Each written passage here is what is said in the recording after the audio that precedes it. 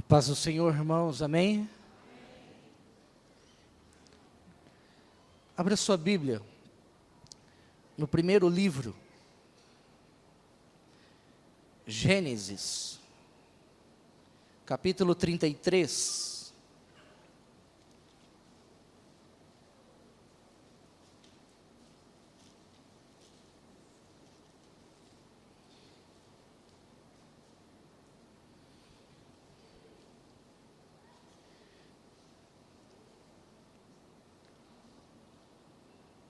No início deste culto, o pastor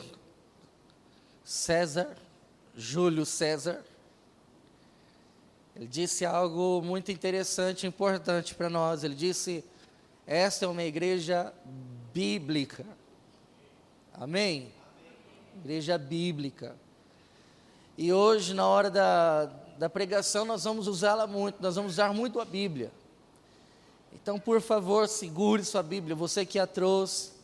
Segure, depois nós vamos voltar a alguns textos. Eu quero que você vá acompanhando, porque eu sei que o Senhor tem algo sobrenatural para ministrar aos nossos corações aqui.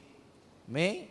Gênesis capítulo 33, nós vamos ler até o versículo de número 10, diz assim: quando Jacó olhou e viu que Esaú estava se aproximando com 400 homens, dividiu as crianças entre Lia, Raquel e as suas duas servas. Colocou as servas e os seus filhos à frente, Lia e os seus filhos depois, e Raquel com José por último.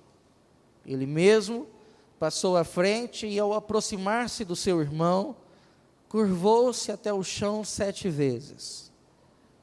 Mas Esaú correu ao encontro de Jacó e abraçou-se ao seu pescoço e o beijou, e eles choraram. Então Esaú ergueu o olhar e viu as mulheres e as crianças e perguntou: quem são estes? Jacó respondeu: são os filhos que Deus concedeu ao teu servo. Então as servas e os seus filhos se aproximaram e se curvaram. Depois Lia e os seus filhos vieram e se curvaram. Por último, chegaram José e Raquel e também se curvaram. Esaú perguntou: o que você pretende com todos os rebanhos que encontrei pelo caminho? Ser bem recebido por ti, meu senhor, respondeu Jacó. Disse, porém, Esaú: eu já tenho muito, meu irmão. Guarde para você o que é seu. Mas Jacó insistiu: se te agradaste de mim, aceita este presente de minha parte, porque ver a tua face é como contemplar a face de Deus. Além disso, tu me recebestes tão bem.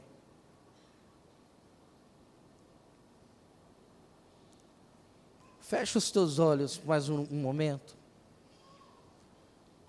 e questione a Deus o motivo de você estar aqui hoje à noite. Pergunte para Ele: por que o Senhor me trouxe aqui, Pai?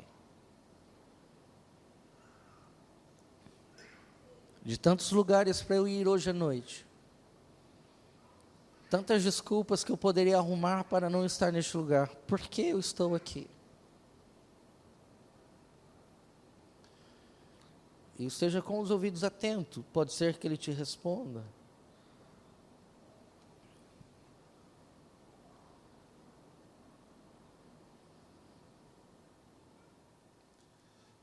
Para nós entendermos essa história, nós precisamos ir no início dela. Lá no capítulo 25. Isaac é casado com uma mulher chamada Rebeca. E ela é estéril, ela não pode ter filhos. Mas quando nós chegamos no versículo 21, a Bíblia diz que Isaac ora por sua esposa, para que ela possa conceber, e ela engravida. Deus atende a oração feita por Isaac, e a sua esposa Rebeca fica grávida.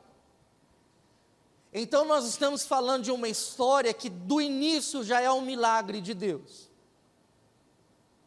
Um homem ora por sua esposa, Deus atende a essa oração, e a mulher engravida. E quando nós chegamos no versículo de número 24, se você olhar, você vai perceber que ela engravidou de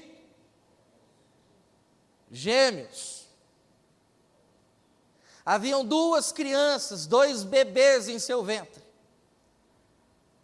São 2 irmãos, Esaú e Jacó. Propósitos já definidos desde o ventre.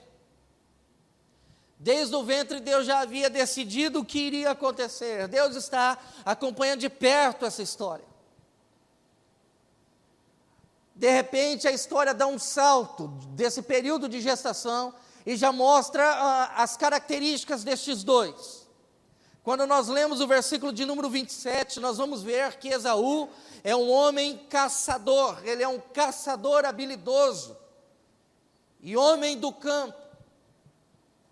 Em contrapartida, Jacó era o rapaz que cuidava do rebanho e vivia em tendas. Vamos entender isso aqui um pouquinho.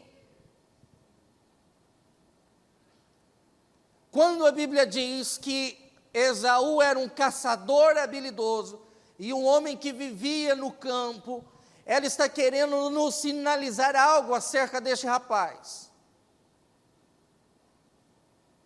E o que a Bíblia quer nos ensinar é que, quando ela aponta para um habilidoso caçador, ela não está simplesmente se referindo a um homem que caça animais.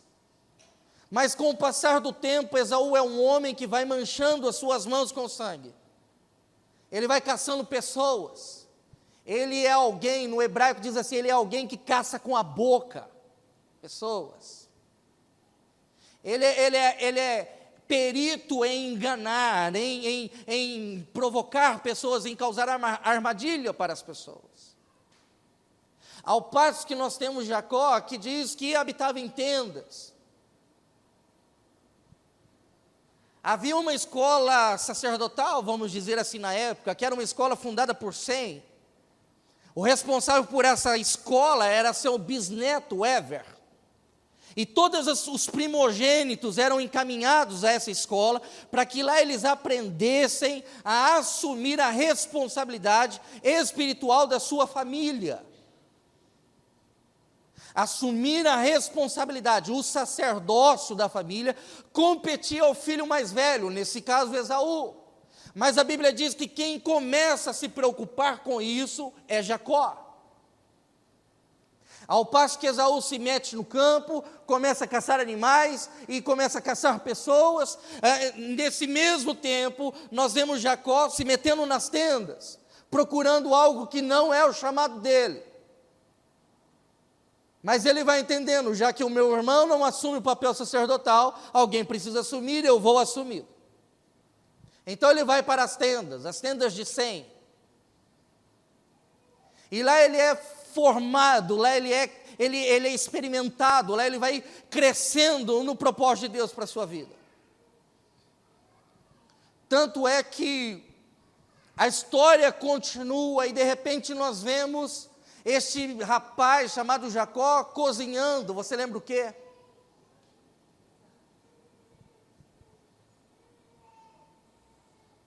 Ele está cozinhando lentilhas.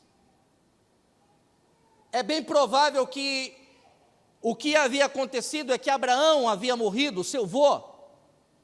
Lentilha é uma comida servida para pessoas enlutadas. Então ele está preparando um cozido, uma comida para o seu pai que está enlutado. E de repente chega Esaú do campo e diz: o que você está fazendo? Eu estou cozinhando lentilhas. Ele diz: me dá um pouco disso aí. Ele fala: espera só um pouquinho. Me venda o seu direito de primogenitura. A Bíblia diz que Esaú olha para Jacó e diz: de que bolufas vai me servir essa primogenitura?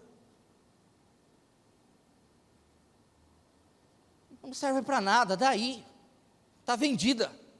E a Bíblia diz então que Esaú vende a sua primogenitura por um prato de lentilhas. É forte, porque o versículo 34 diz que não só vende, ele despreza a sua primogenitura. Ele despreza a sua função de sacerdote. Então Jacó serviu a Esaú pão com ensopado de lentilhas. Ele comeu e bebeu, levantou-se e se foi. Esaú desprezou. Não foi só uma negociação, toma aqui, pronto. Ele despreza uma função, um papel que era estabelecido para ele. A história continua.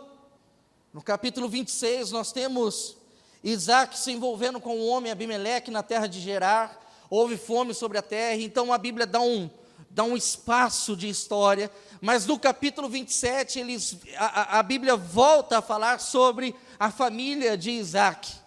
Principalmente o foco entre Jacó e Esaú. E aí a Bíblia começa relatando no capítulo 27 que Isaac é um homem já velho, já não enxergava muito bem. Então ele chama o seu filho Esaú, seu filho mais velho, e diz: é o seguinte, meu filho, a qualquer hora eu posso morrer. Então vá, casse algo, prepare algo para mim, traga aqui, eu vou comer, e após comer eu vou abençoar você. Enquanto a conversa está rolando, Rebeca passa por ali e escuta. Fala, opa. Chama Jacó e diz: Jacó, vai e se arrume. Se prepare, porque eu vou preparar uma comida bem boa. E você vai levar para o seu pai, porque ele ficou de abençoar o seu irmão Esaú. Você vai lá para ele abençoar você. Mas como? Esaú é peludão. O pai vai descobrir que sou eu. Não, de jeito nenhum não vou. Ele falou: não, mas nós vamos dar um jeito. A Bíblia diz que ela vai lá, pega as roupas de Esaú, veste em Jacó, ele se veste com aquela roupa, ela prepara a comida e chega e diz: pai, a comida está pronta. Jacó chega para o pai e diz: a comida está pronta.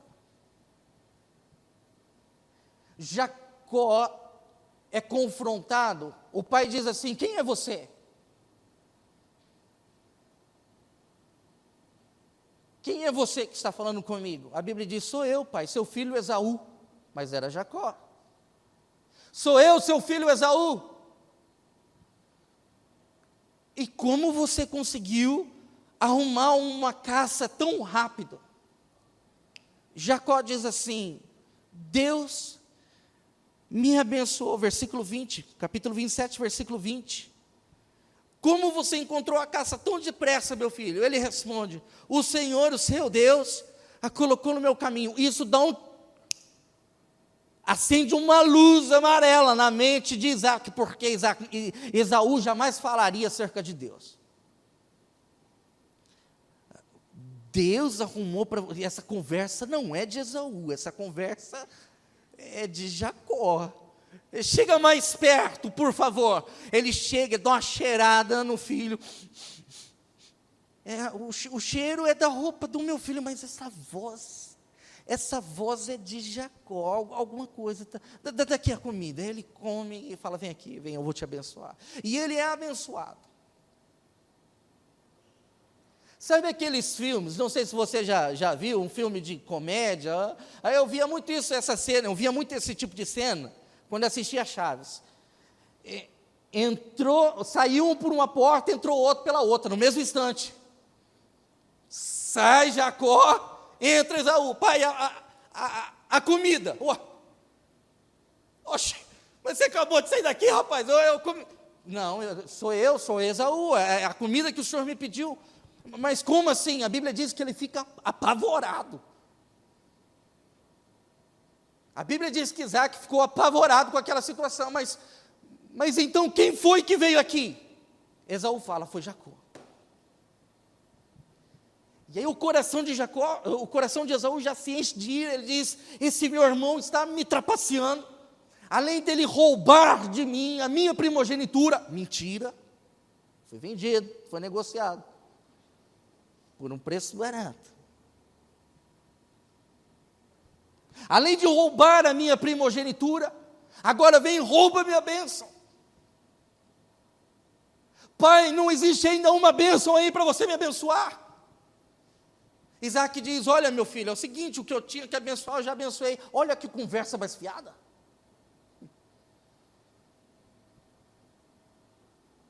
O que eu tinha que abençoar, já abençoei. Não, pai, mas pelo amor de Deus, eu preciso ser abençoado. Então vem aqui, meu filho, eu vou te abençoar. Aí Isaac abençoa Esaú, só que ele não gosta da bênção que recebeu. E aí ele planeja, vou matar aquele desgraçado do Jacó. E a conversa corre. A Bíblia diz que essa conversa chega aos ouvidos de Rebeca. Rebeca então chama o seu filho e fala, é o seguinte, seu irmão está esperando seu pai morrer, e ele vai te matar. Então agora você precisa caçar seu rumo. Agora você precisa fugir. Rebeca procura, Isaac diz assim, é o seguinte, Esaú se casou com as mulheres, aí elas são perturbadas demais da cabeça. Não quero que ele se case, não quero que o nosso filho Jacó se case com as mesmas mulheres, do mesmo povo que Esaú, nosso filho, se casou. Então, vamos mandar ele lá para os nossos parentes, para que ele case com as mulheres de lá. Isaac fala, fechou. Chama Isaac, chama Jacó, fala, Jacó, meu filho, é o seguinte, eu vou te mandar lá para Arã. Lá mora o seu tio, Labão. Você vai para a casa dele, vai ficar um tempo lá. E você vai se casar com uma das moças de lá. Jacó arruma suas coisas e vai. Com 63 anos de idade.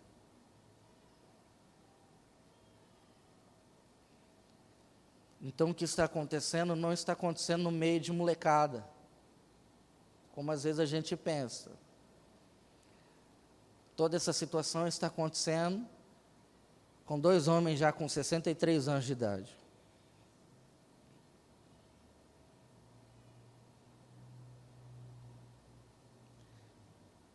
E Jacó vai. Quando nós entramos no capítulo 28, nós vemos uma expressão importante na Bíblia, versículo 10 e 11. Jacó partiu de Berseba e foi para Arã. Chegando a determinado lugar, parou para pernoitar, porque o sol já havia se posto. Tomando uma das pedras dali, usou-a como travesseiro e deitou-se. Diga comigo assim, o sol já havia se posto. Essa é uma expressão importante nessa história.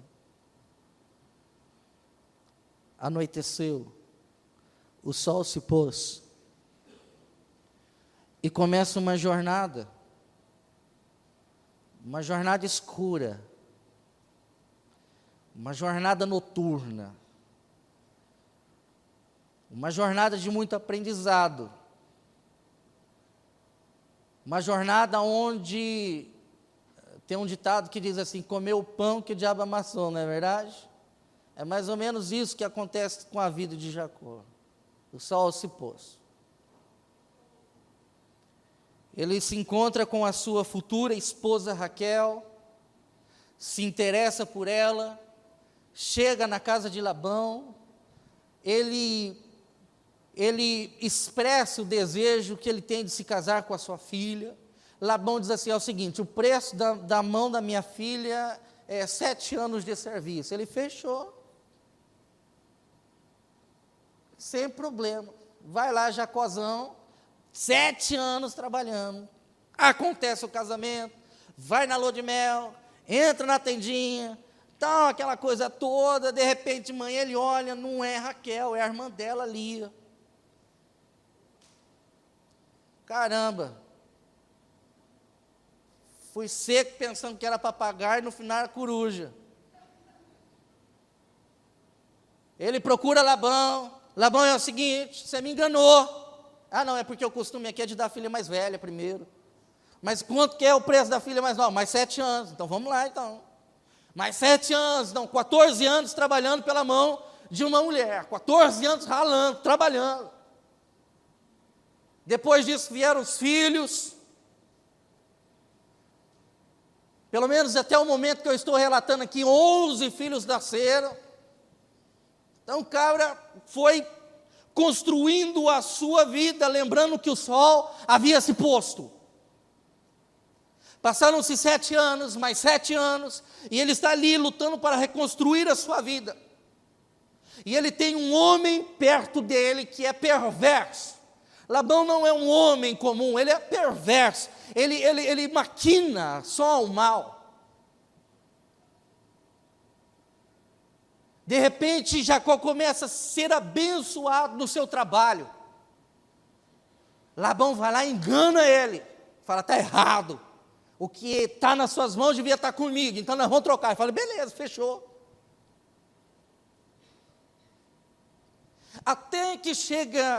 Até que nós nos deparamos com o capítulo 30, versículo 43.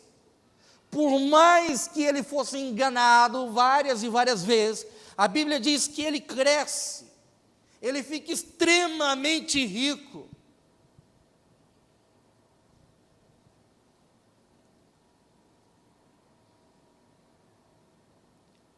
Mas 20 anos se passaram.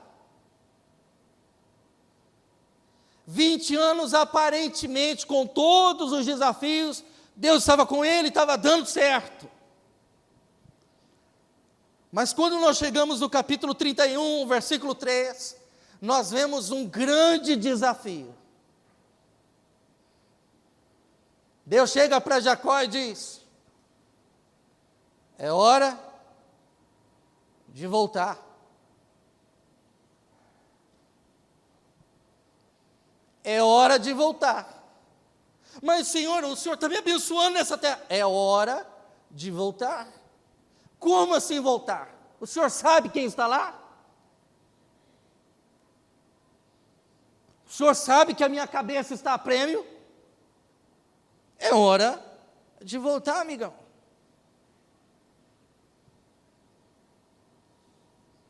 E aí, então, ele começa a se planejar, se projetar para voltar.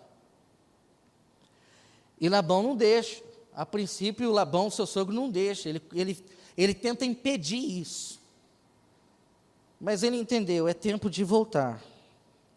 Deus quer estabelecer coisas novas na minha vida, mas primeiro eu preciso voltar. E aí, nesse retorno, nós vemos algo muito interessante no capítulo 32. Nos versículos 1 e 2, ele dá de cara com um acampamento. Jacó segue o seu caminho, e os anjos de Deus vieram ao encontro dele. Então, ele entende que há algo para ser consertado, Deus quer trabalhar ainda em algo na vida dele, e ele toma essa postura, e quando ele vai, a Bíblia diz que os anjos vieram ao encontro.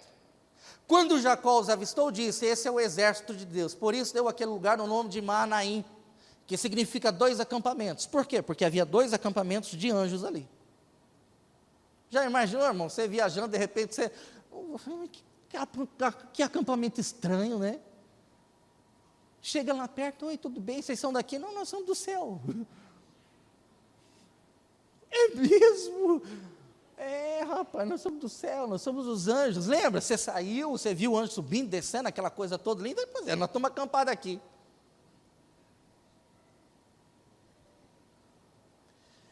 E aí no versículo 3 do capítulo 32, nós vemos Jacó enviando uma mensagem para o seu irmão. Vai lá e envia uma mensagem para o meu irmão dizendo que eu estou voltando. E aí vem a resposta do versículo 6 ao versículo 8. E quando os irmãos de Jacó retornam, eles chegam com a seguinte mensagem, olha, é o seguinte, nós fomos até seu irmão, e ele está vindo, e ele não está vindo sozinho, tem 400 cangaceiros junto com ele. Ele não está vindo sozinho. O versículo 7 diz que ele ficou apavorado. Ele sabe o que está acontecendo. Ele percebe o que está acontecendo. Ele entende que o seu irmão está vindo para matá-lo, para cumprir aquela promessa. Se você ler a promessa, você vai entender o motivo. E aí, então, ele tem uma estratégia, divide tudo em 2 grupos, e ele vai se preparando para esse momento. E aí, qual foi a estratégia de Jacó? Eu vou enviar vários presentes. E vai um presente, presentes assim, vários bois, vários camelos, cabras, vai enviando presente. Até que ele fala, não, eu vou. Quando nós lemos o capítulo 32, o versículo 22 a 30,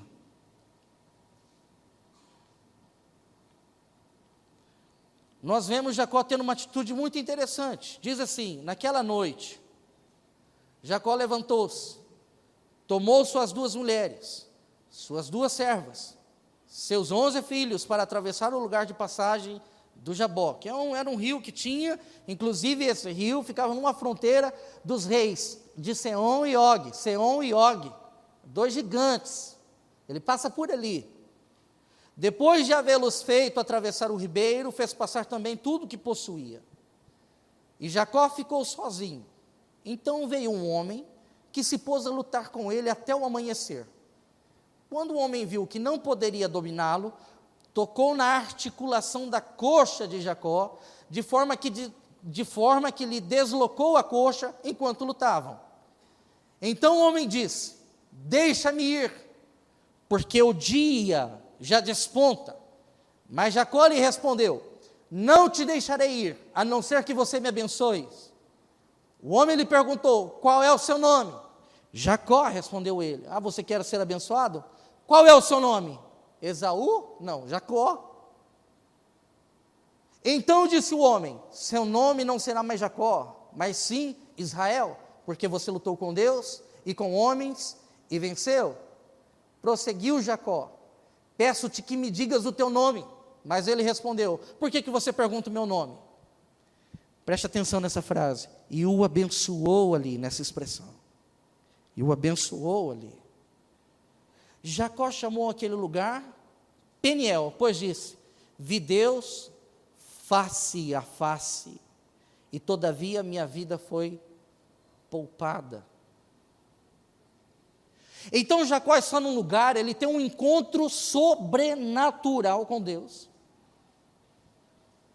E esse encontro foi tão marcante na vida dele, que o seu nome foi mudado. Olha, a partir de hoje você não mais vai se chamar Jacó, você vai se tornar Israel. A partir deste momento você não é a mesma pessoa que saiu daqui aquela vez, você é uma outra pessoa. E aí ele vê aquele momento tudo e diz, olha, eu vou chamar esse lugar de Peniel, porque eu vi Deus face a face, a minha experiência foi tão sobrenatural, que eu vou colocar esse lugar assim, eu vi Deus face a face, e eu fui poupado.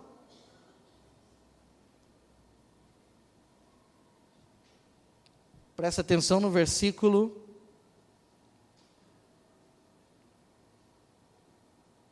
31, que vem a seguir. O sol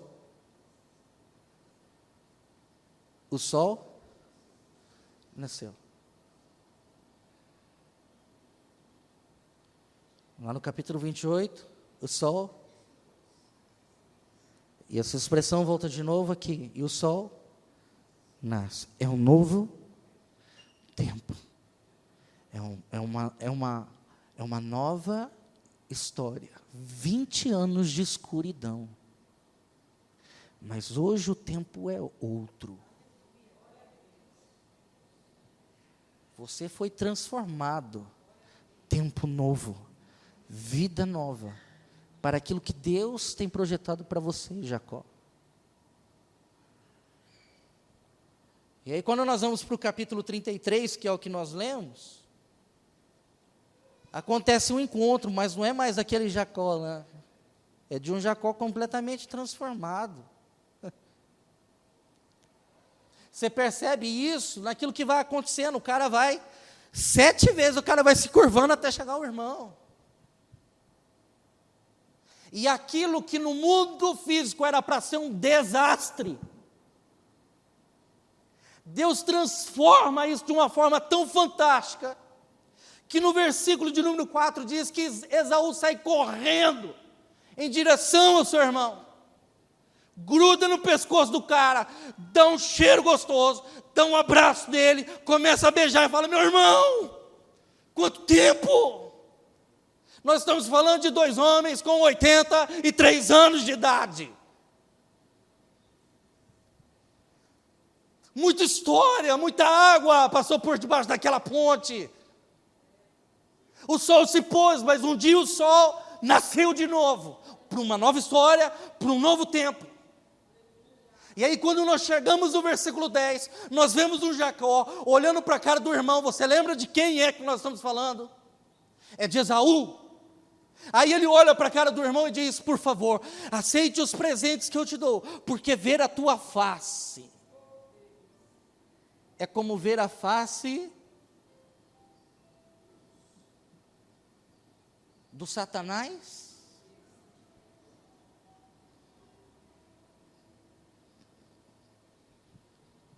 Agora eu vou começar a pregação. Obrigado, irmão. Obrigado, Francisca. Francisca não é. Sempre confundo. Antônia, obrigado pelo... Glória a Deus. Me senti empolgado para continuar mais meia hora.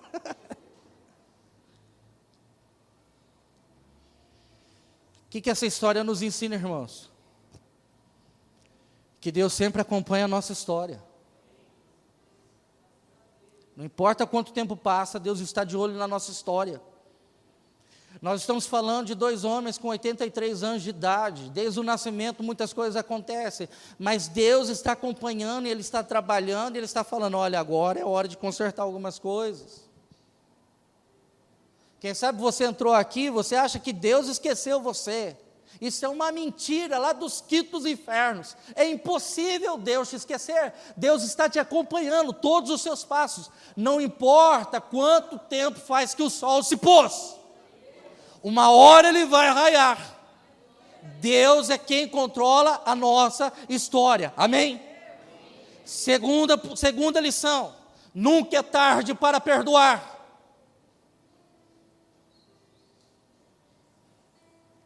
Tem uma frase que eu concordo e não concordo, que é que o tempo cura tudo. Pode ser, nesse caso que não curou não. Às vezes algumas coisas já caíram no esquecimento, deixa para lá, isso nunca vai se acertar. Ei, nunca é tarde para o perdão começar a agir. Nunca é tarde. Anos e anos de vingança sendo projetados. Anos e anos de intriga entre os dois. E de repente está lá, 2 velhinhos, 83 anos de idade, olhando um para a cara do outro, falando: meu Deus, que saudade! Me perdoe! Nunca é tarde, irmãos. Pense nisso. 2020 já está aí batendo na porta. Você está esperando o quê? Ah, já passou muito tempo. Passou não, irmãos. Aprenda com Jacó e Esaú. Nunca é tarde. Nunca é tarde para dar esse passo em direção ao perdão. Por quê? Porque o perdão, ele muda o rumo das nossas histórias. Ele está vindo com 400 homens. Você acha que ele precisava de 400 homens para ver ele babar no pescoço do irmão? Você acha que Esaú estava preocupado com plateia, para ver se ia ter bastante curtida lá no Instagram? Ele não está nem se lixando para isso. Ele está indo e o desejo é: eu vou matar esse cara, e vai ser hoje. Mas acontece aqui uma ação sobrenatural de Deus na vida de Jacó, e esse perdão que é liberado muda o rumo de toda a história. De repente o cara vem com as armas na mão, mas Deus interferiu nisso. Por quê? Porque o perdão entrou na jogada. E o que eu acho mais fantástico, o que eu aprendi nessa história, É que o perdão, irmãos, ele transforma a nossa forma de enxergar o outro.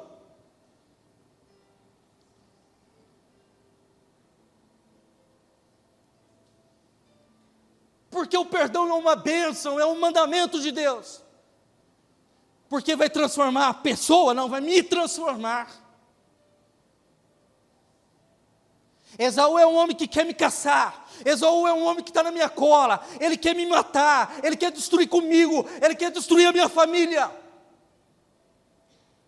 Eu não quero ver esse cara nunca na minha frente. Mas de repente esse Jacó tem uma experiência profunda com Deus. E essa experiência é tão profunda, irmãos, que ele olha para a cara do assassino do irmão e diz: rapaz, ver a tua face é como ver a face de Deus.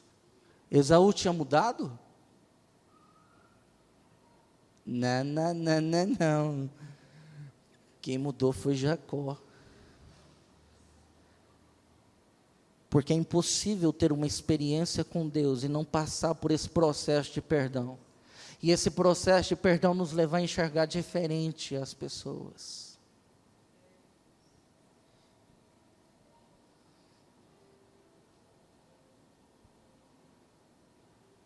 Quem que você precisa perdoar?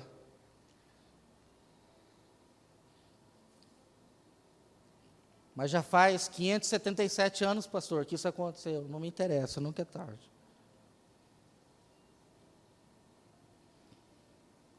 Porque o perdão, ele vai transformar você. Quem que você precisa perdoar?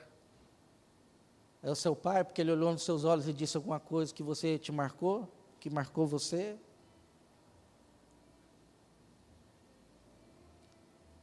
Quem que você precisa perdoar, porque você nunca recebeu a atenção que você gostaria de ter recebido?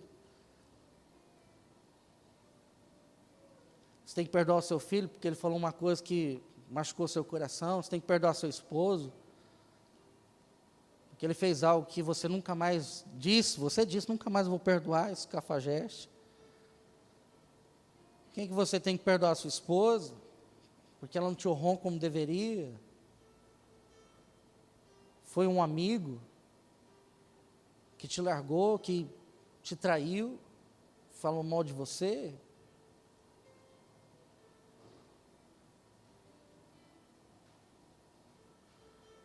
Você não pode entrar em 2020 sem ser transformado pela força do perdão.